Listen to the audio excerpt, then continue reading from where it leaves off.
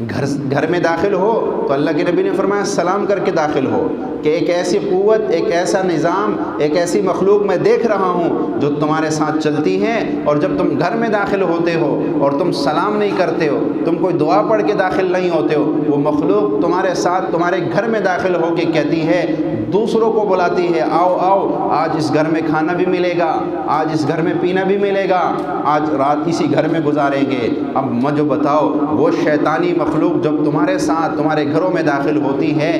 تو وہ بیماریاں نہیں پھیلائیں گی؟ وہ شیطانیاں نہیں، شیطان کا کام ہی وہ کام، شیطان نے کام ہی وہ کرنا ہے جس سے انسان پریشان ہوگا، جس سے انسان پریشان ہوگا۔ لیکن اللہ کے نبی نے ہمیں پہلے آگاہ کر دیا، خبردار، گھر میں داخل ہو تو سلام کر کے داخل ہو، ورنہ وہ مخلوق تمہارے ساتھ داخل ہو جائے گی جو تمہارے گھر کے نظام کو درہم برہم کر دے گی، تمہارے گھر کے نظام کو درہم برہم کر دے گی۔ لہٰذا گھر میں داخل ہو تو سلام۔ اچھا، گھر سے نکلنا ہے، کہیں دور جانا ہے، فرمایا پڑھ بسم اللہ توکلت علی اللہ، پڑھ سبحان الذی سخر لنا ھذا وما کنا لہ مقرنین۔ یہ دعائیں ہمیں بتائی۔ سفر پہ جانا ہے،